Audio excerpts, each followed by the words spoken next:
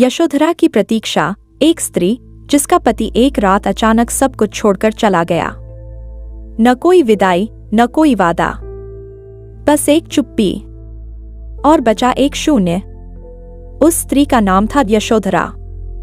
राजमहल के वैभव में पली बढ़ी यशोधरा के जीवन का केंद्र सिर्फ एक था, सिद्धार्थ। और फिर एक दिन वह केंद्र ही टूट गया।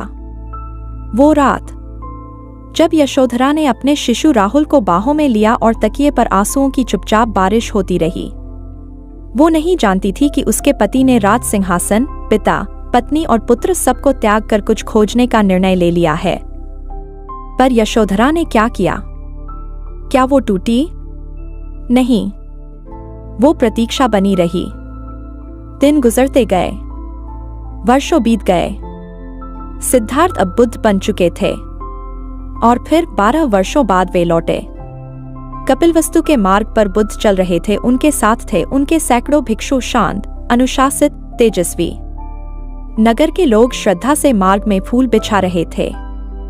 राजा शुद्धोधन ने अपने पुत्र को देखा। अब वह राजकुमार नहीं था, वह तपस्वी था, शिक्षक था, ज्ञान का प्रतीक था। लेकिन यशोधरा, वो कहाँ थी? राजमहल में एकांत में शांत बैठी हुई यशोधरा ने बुद्ध के आने की सूचना सुनी, पर वो बाहर नहीं गई। न किसी को भेजा, न कोई प्रश्न किया। क्यों?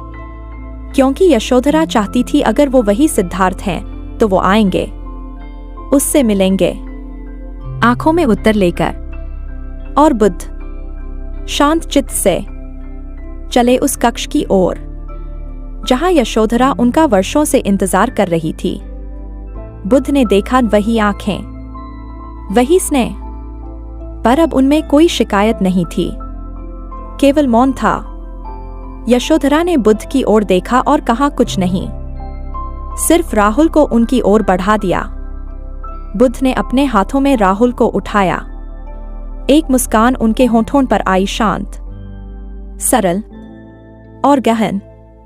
फिर यशोधरा ने पूछा, क्या ये भी तुम्हारे मार्ग पर चल सकता है? बुद्ध ने सिर हिलाया, यदि उसकी इच्छा हो। और यशोधरा ने राहुल का हाथ छोड़ दिया।